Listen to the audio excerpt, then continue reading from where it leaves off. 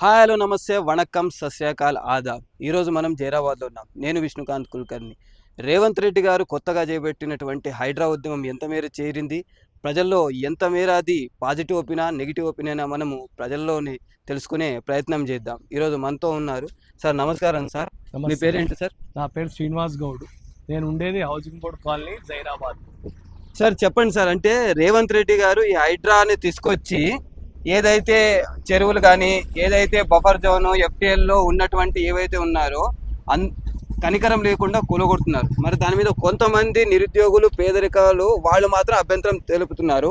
అదే రేవంత్ రెడ్డి గారి సొంత మనుషులు కానీ పెద్ద పెద్ద బడాబాబులు కానీ వాళ్ళే ఉంటే మాత్రం వెళ్ళి కోర్టుకు వెళ్ళి నోటీసులు తెచ్చుకోమని అంటున్నారు.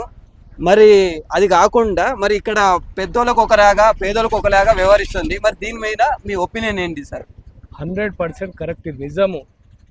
ఏదైతే హైడ్రా నిర్ణయం ఉన్నదో అది పేదలకు వేరేలాగా చూస్తున్నారు, పెద్దలకు వేరేలాగా చూస్తున్నారు. అది కరెక్ట్ అయిన నిర్ణయం కాదు.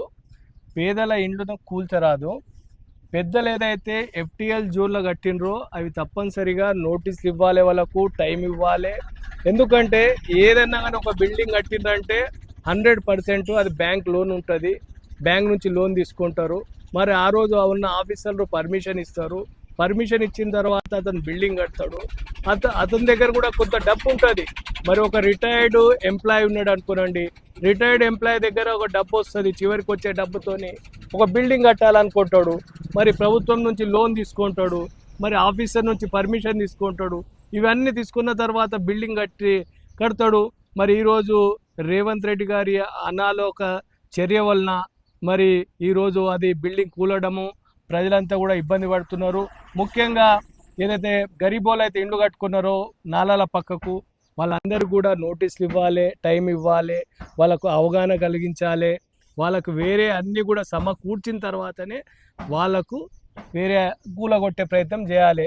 కానీ ఇది తొందరపాటు చర్య అని నేను భావిస్తున్నాను. ఇది హైడ్రా సార్. ఇది ఇప్పుడు తెలంగాణ ప్రజలు కేసీఆర్ని ఓడగొట్టి రేవంత్ రెడ్డి గారిని ఎన్నుకోవడంలో తప్పు చేశారు అని చెప్పి ఇప్పుడు బాధపడుతున్నారా, లేకపోతే ఎవరన్నా ఒకరు కరెక్ట్ డిసిషన్ తీసుకొని ఆ మూసీ నది ప్రక్షాళన కావచ్చు, అది ఎఫ్టీఎల్ బఫర్ జోన్ ఉన్నటువంటి బిల్డింగ్లు కూలగొట్టడం కావచ్చు, ఇంకా అంటే దీనివల్ల కొంతమంది బాధపడ్డా పర్లేదు, కానీ ఫ్యూచర్లో ఏదైతే హైదరాబాద్ సిటీలో జరుగుతున్నటువంటి నాలాలు ఇవైతే వర్షం ఒక గంట పడ్డ వర్షానికి చినుకులు ఉన్నాయి కదా, దీనివల్ల ఫ్యూచర్లో ఇబ్బంది కాకుండా ఉంటుందా? మళ్ళీ ఎక్కడేసినా పడక అక్కడే ఉంటుందా? 100% కేసీఆర్ గారు ఏదైతే తన ఏటీఎం లాగా కాళేశ్వరంను వాడుకున్నాడో అదేవిధంగా రేవంత్ రెడ్డి గారు కూడా మూసీ నదిని డెవలప్ చేసేది ఉద్దేశం అదే. ఈరోజు మూసీ నదిని డెవలప్ చేసే అవసరం లేదు, ఎందుకంటే దాని నుంచి పెద్ద ప్రయోజనం లేదు. అది కూడా అది రేవంత్ రెడ్డి గారి ఏటీఎం కార్డు లాగా పడుతుంది.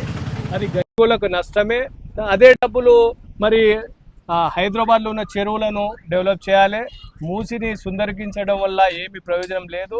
100% ఇది ఎన్నికల ఇది వాళ్ళ కమిషన్ డబ్బుల గురించే మూసీ నది ప్రాజెక్ట్ చేస్తున్నారని నేను భావిస్తున్నాను.